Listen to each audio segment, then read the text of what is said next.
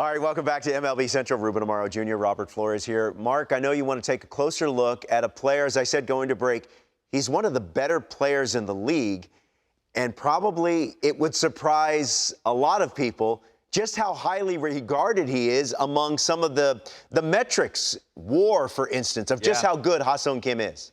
Well, first off, when Petco gets chanting to Ha-Seong Kim, like they did last year in the postseason. Ha-Seong Kim. Yes, Ha-Seong Kim. Ha-Seong But he's a special player. We talk about adding value all the time, right? And this was a guy that came over.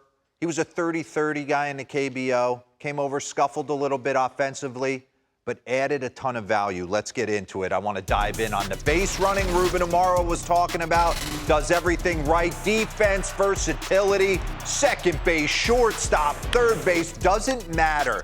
Third in defensive runs saved in the entire game since the start of 2021. Only Cabrian Hayes, pause this real quick, and Ryan McMahon have more defensive runs saved. But offensively, this year, changing the game a little bit for himself. Bring up the 2023 ranks. So take a look at this now. On base percentage, he's 10th. Weighted runs created plus, he's 16th. Stolen bases, I mean, he's put himself, look at the DRS on the infield. Wow. Number 1 in the game. Fangraphs WAR, 4.2, he's 10th. Nays, what was the other? Baseball Reference had him second. In WAR? Oh, I'm sorry, tied for first with Acuna. That's aggressive for me. We can't put him on that level yet. I'll give him 10th right now, and I think he'd be okay with it. I want to get into a little KBO stuff real quick because, like I said, this was a 30-30 guy coming over. Run it. 4-year deal, $28 million. And I think the expectation is that he's going to lean back on stuff from jump and come over here and just start blasting the baseball. It took a second. But, man, he's made subtle adjustments at the plate in the last 3 years, and he has turned himself into a power presence. Pause this real quick. Okay, here he is in 2021. Look at where he's holding his hands. Kind of even with his right cheek. Got the bat on the shoulder here, but similar hand placement. Take a look at him now. Hands are starting a little further down, which would lead me to believe, if I was pitching against him, that you could elevate some high velocity and pretty much rush him up in the zone. But not the case because he is one, and we'll get into it with a couple boards in a little bit, he has got plate discipline for days. So you have to execute pitches to this guy. But let's focus on high velocity real quick because he's getting to everything. Run this. So he's changed his hand placement. Pause. Leg kick maybe a little bit more aggressive than it has been in the first 2 years. Run it. Constant game of adjustments. We talk about it all the time. How are you going to make yourself better? And you got to be able to handle high velocity. No one's got higher velocity than Dustin May. And it's sinking. 96, 3-2. He's all over it. Chris Sale, 96 away. Bullet the other way. So he's able to handle high velocity. He's able to handle off speed. I love this angle. Pause this. All right? We talk about, I always ran into a problem when I was hitting, I wanted to cross over. I was a diver, kind of like Chas McCormick.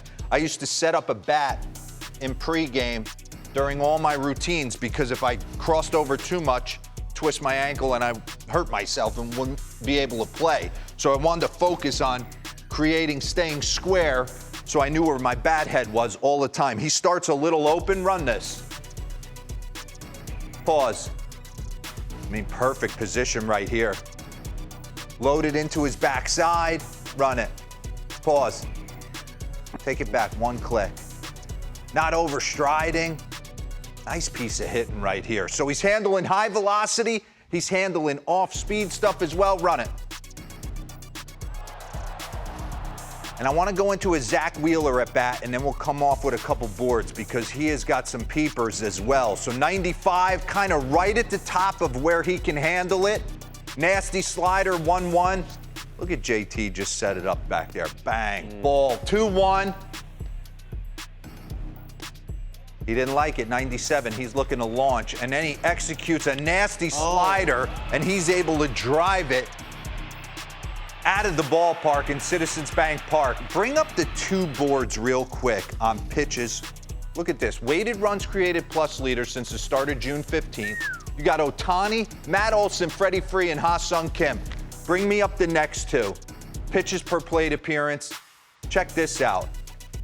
Brandon Belt, one of the best in the game. Ryan McMahon, sneaky in Colorado. We don't talk about him enough. Ha-Seong Kim, 4.36 pitches per plate appearance. So he'll grind you out. And then lowest swing rate. Hit me with that next board. Look at this. Wow. Juan Soto, Lars Nootbaar, Ha-Seong Kim. So he handles high velocity. He handles off speed. He grinds you out. He doesn't chase. So he must hit well with two strikes. Let's see a little B-roll with two strikes. Here he is, 1-2, San Francisco. Jacob Junis. Bullet the other way. No cheat. I'm going to drive it. Big part of the park. Luzardo tries to chase him in. 97, 0-2. Tries to execute a pitch. Double off the wall. Bring up the last board for me. Man. Oh, we don't have the two-strike one. All right, so he's doing everything. And talking to Fernando Tatis, reading his comments, you can make the argument, this is your MVP for the Pods right now. Yeah, he's really been the one constant. Doing everything. Only going to get better. You know what's awesome? He doesn't move his hands. I know. He doesn't move them. It's almost like Paul Molitor. Remember Molitor? Boom. Boom, right to the baseball. Wow. He's a lot of fun. Making the adjustments. Great breakdown. Loved it. He's a lot of fun to watch.